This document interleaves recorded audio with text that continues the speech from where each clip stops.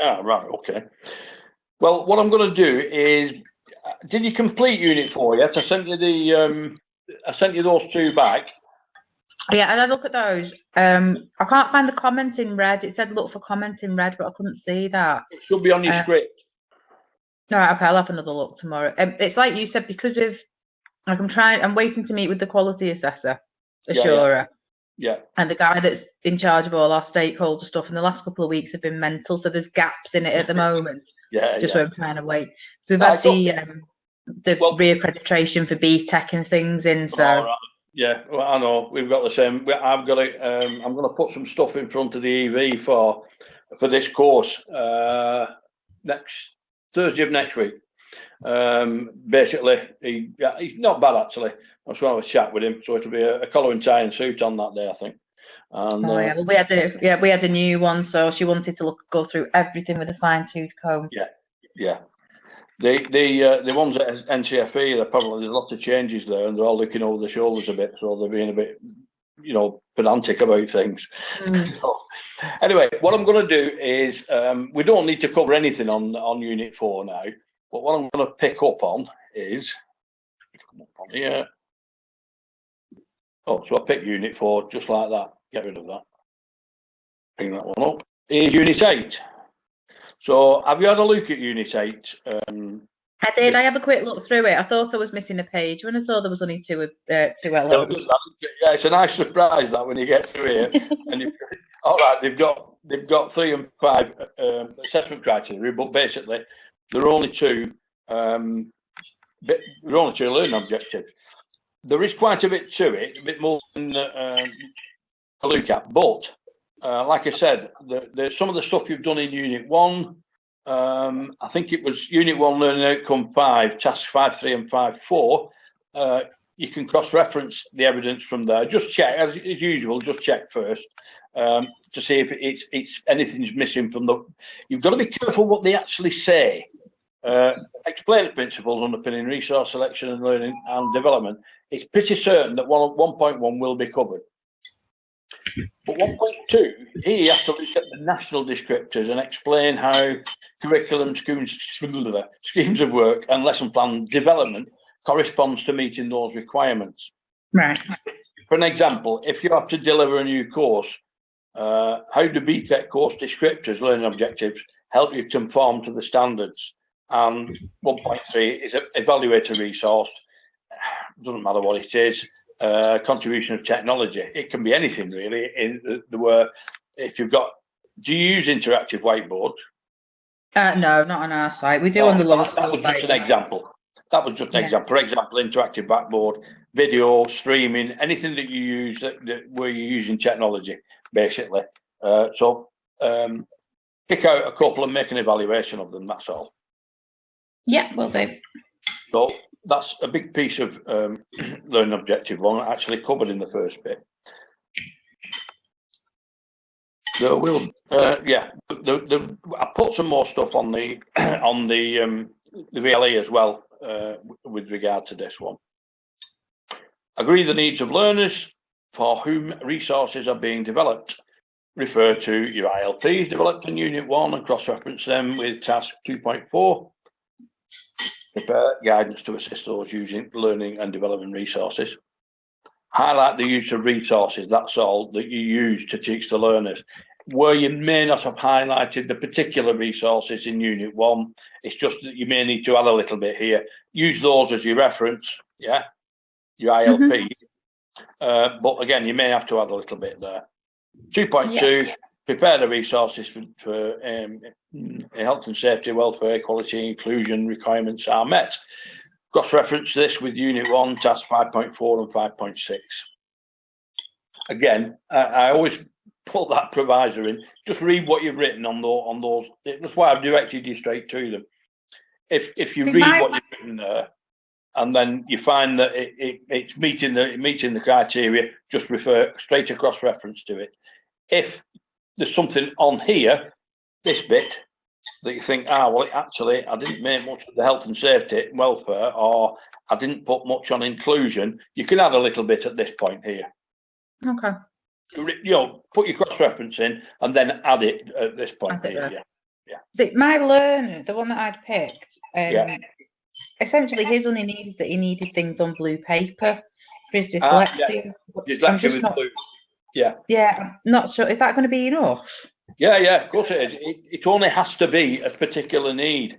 I had one he had blue glasses.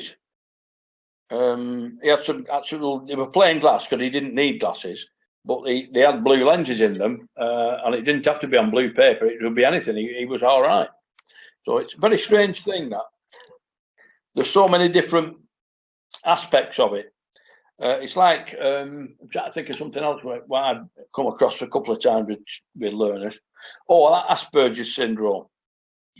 I've got a lot with Asperger's. We work we've got quite a lot in the Swiss one with it. Sorry, I missed my tea as well. I've not had a chance to eat my tea. But there's a whole range of Asperger's. It can be minor, or it can be really major. And there's quite a lot in between of different things that they can do and can't do. I had a lad, he was in a small welding shop, and he was doing his MVQ2, but he couldn't, they had about, I think it was 4 or 5 little stations where they made things and then put them all together at the end and tacked them up and welded them. And he couldn't get the sequence right. You know, he'd go to start off at number 1 and then he'd go to number 3, but he hadn't got the bits from number 2, so he just got confused. And it took us ages to come up with a solution. And really, all it was so simple. We put numbers over each of the benches so that he could recognise them straight away, and he knew how to go 1, 2, 3, 4, and it worked. But like I say, that's adapting things to actually meet the needs, and it was a good example, you know, because it was something that actually happened. But sometimes if it's too serious, obviously you've got to get somebody else involved that knows more about it. Yeah, I mean we've got a big wide range at the moment. We've got really high functioning kids that don't barely need any support. Yeah. And then we've got one lad that just didn't cope because we changed the colour of the blinds in one of the classrooms. Yeah. Where are we? Yeah, 2.4, 2.5. Prepare guidance to assist those using learning and development resources and evaluate the suitability of resources for learning and development. This can be both mainstream and somebody with a difficulty. So 2.4 and 2.5, cross-reference to 5.2 of Unit 1, also as an appendix, if necessary, to show a learning plan where you use a varied or adapted resource to deliver the teaching. So it is very much covered, this unit, in Unit 1, but there are some bits in it that you might have missed in Unit 1. So, like I say, it refers to read what you've put for Unit 1 and read what it's asking and then say, yeah, I've covered it. In which case, to do it cross-reference. Or you may say to, oh, hang on, did I do that? Have a read through. No, I didn't. Right, so I can add it here. Refer to 5.2 Unit 1, but as an addition, such and such a thing. Right, so and that will cover it pretty well. Basically, all I've put on the bottom of here, in this 2 learning objective unit, you may already have the evidence you need, depending on the depth of your responses in the previous units. That's really all I've put on there because there is quite a lot of repetition on this particular unit. And, well, I think there's another one to come now where you've got a similar thing. Put that down a minute. On, can't remember, it's 11. Or 13. It's 13, yeah. You've got equality and diversity. You've covered a lot of that already. We've done a lot of that before, haven't we? So there'll be big pieces of this that will be you'll be able to trace back to there. Unit 11 is a bit of a one-off. What did you say the situation is in your school? Is it standalone or does it have any partnerships? We're standalone, but we've got some partnerships this year with the NHS and some construction firms. Good, because basically, I'm going ahead of myself now, but on that one, the unit LO1 is a just sort of asking general questions about partnerships, but Unit 2, I think it gets to 2.2 or 2.4, I can't remember offhand now. it asks for a specific partnership. And the rest of the information you're going to provide is about that partnership. Yeah. So if you've got one, that's great. But if you've got a difficulty with it, just let me know and we'll work something out from there. Okay. Yeah. Okay. Yeah. I'm hoping there's quite a lot about, especially the NHS one. They've been we've had to go through a whole procedure. We've got loads of stuff for that. Well, it's good because what it's asking you is what the partnership does, who's involved in it, the people, it's personalities are in this as well, what their job is and what their role is and how they keep that together and so forth, what sort of results you expect from it, all that sort of thing. It's just, what it's saying is you pick on a partnership and then the rest of it is the data that falls out of that, all about it, basically. So fairly straightforward. Hang on, come back to Unit 1. Come off. So Unit 8 is looking at basically some of the stuff you've covered already.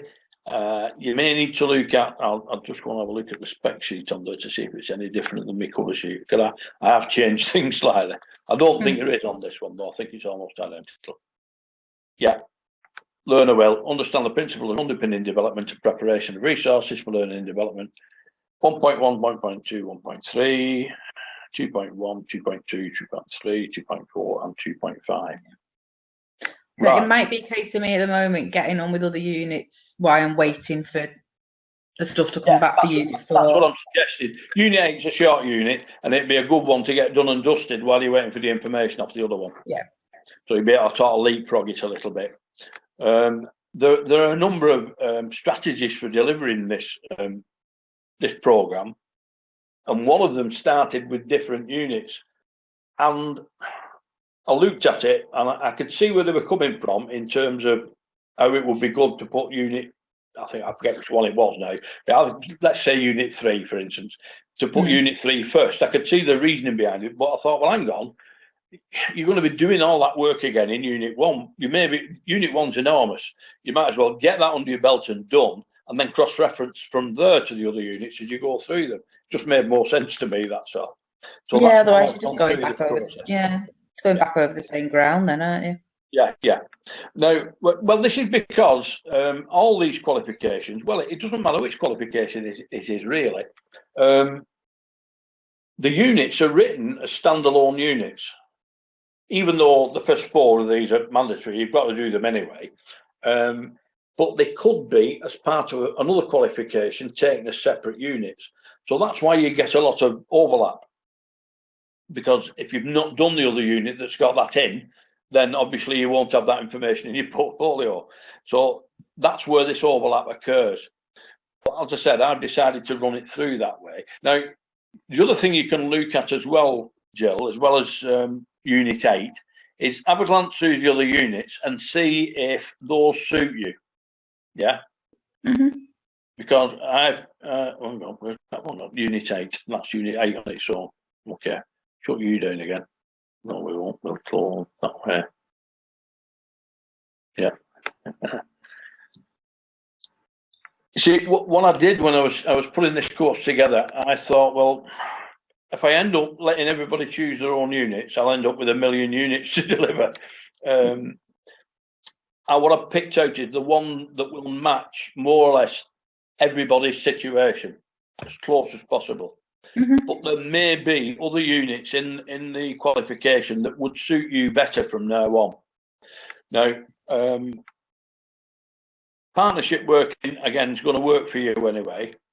But what I've suggested too, if there is somebody who's not in that situation, there may be another unit that may suit them better, and by all means, I'll get the information for that and deliver that one as well. So it just depends on yourself to have a look through what I've picked. Again, you've got equality and diversity, teaching in a specialist area, managing behaviours and learning environment, and that is basically it.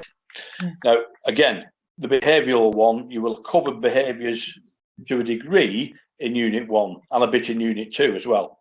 But again, this one actually asks for specific things, and I put on, I'll just have a quick look at that. Well, I've done it. I've just redid this one. Yeah. cross-reference, possible reference. Check to see if this is covered at unit 1.3. That should be, not 13. That's me making a mistake. I'll put it right. That's better. Again, read and respond to the handout on behaviour theories. You need to do an analysis of them there, which you may not have done, well, you won't have done before. Now, I've put quite a long handout on behaviour theories for you to pick up on and just work from there. And again, work in unit 1.4.1 and unit 13. Sorry, that was right, not wrong. I made a mistake. Unit 13, yeah, LO1. This is 13. Oh, the equality and diversity one, yeah. Thinking, what's unit 30? Yeah, I'll have a look through them then. I mean, they seem like they'll match quite well, but I'll have a look through the other list and see if there's anything specific that stands out. Yeah, it's always difficult when you've got a number of units to do. 4 we've got to do anyway. What I generally look at is what's in the mandatory units, and then pick the units that are going to match as many people as possible, but also will have enough cross-references to make it a bit more straightforward, if you know what I mean. Yeah. Rather than going over stuff that's not quite as important, perhaps, we can cover stuff in more depth, if you like, that is important. So that one, that's basically unit 8 in a nutshell. I've got, put that one back again. Come back down here.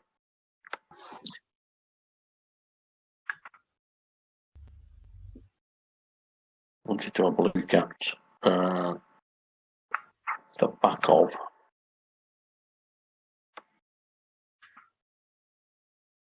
session recording. Oh yes, by the way, I've done a recording for the session on Unit 4, LO4 and 5 there, if you wanted to have a look at that as well. Oh yeah, will do. Yeah, it'll maybe help when you actually come to put that together.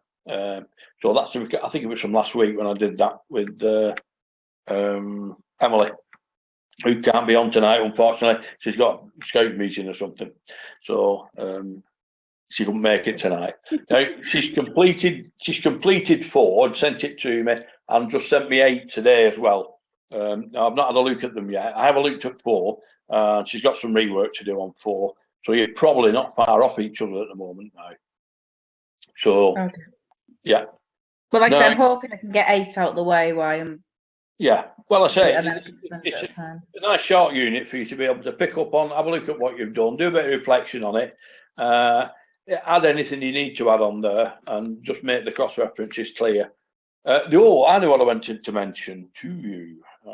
Let me just drop that down a minute. Where is yours? Anyway, it doesn't matter. I'll pull Emily's up because yours is the same. So, right now.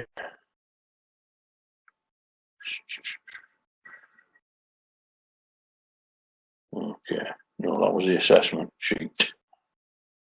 Don't want that one. Close that. I'll close it off.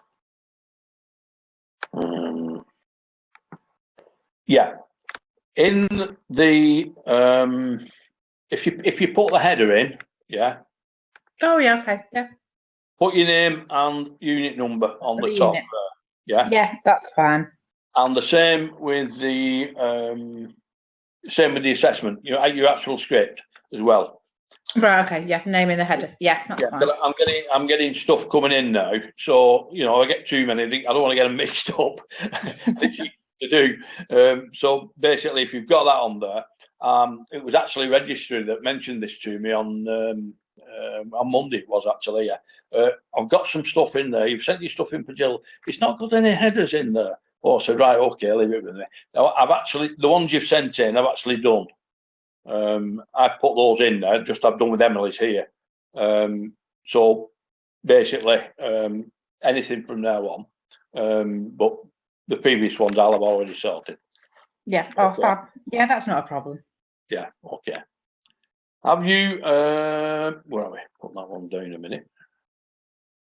Put that one back Oh, yeah. Oh, yeah.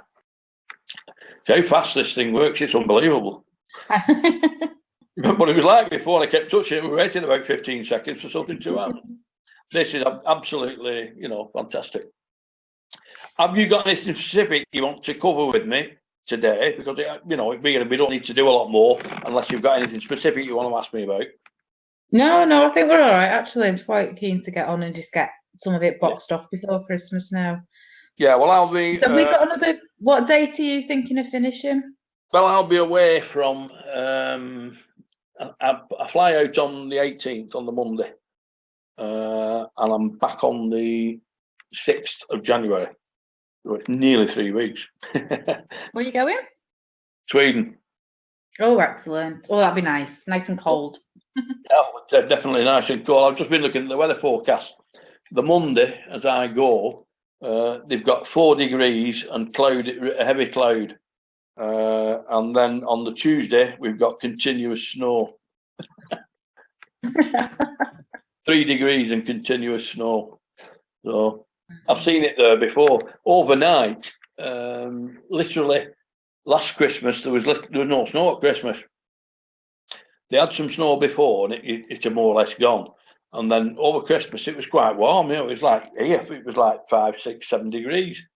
And then I think it was a couple of days before I went home. We were coming back we'd been across onto Ireland, an island just off the coast, and we're coming back across the bridge. Oh no, we were going over to the other side to a little harbour I wanted to see before I came home. And when we got there, I said, has it gone colder? Is it me? She said, no, I can feel the temperature drop myself, even in the car. And when we got to the other side, where the sea was lashing up against these boulders, it was just freezing on that big ice statue. Oh, wow. And I said, look at the car, it's -7. And I went, wow. And this is like 2 o'clock in the afternoon. Anyway, we went back across the bridge, and as we got across the bridge to get onto the motorway to go up to her house, it started snowing. And before we got halfway there, it was like a blizzard. And we got in the house and put the car up and dashed in the house. And it never stopped. We got up in the morning and it was still snowing. And it was about 1.5 foot deep.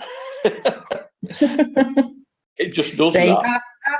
Half an inch here and everything's ground to a halt, doesn't it? Yeah, that's it. Nothing stops there. Because they've got it really organised. The main road that runs up the E22, it's like part motorway, part ordinary, like double track road. And literally, it's almost as though it's up on a bit of a pedestal, and there's like about an 8 foot valley at either side, ditch. And literally the snowplow comes down and shoves it into the ditch at the side. It doesn't clear the road completely.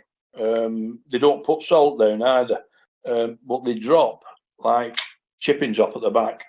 Oh, hang on, just before we go any further, as we've closed off this now, I'll stop recording.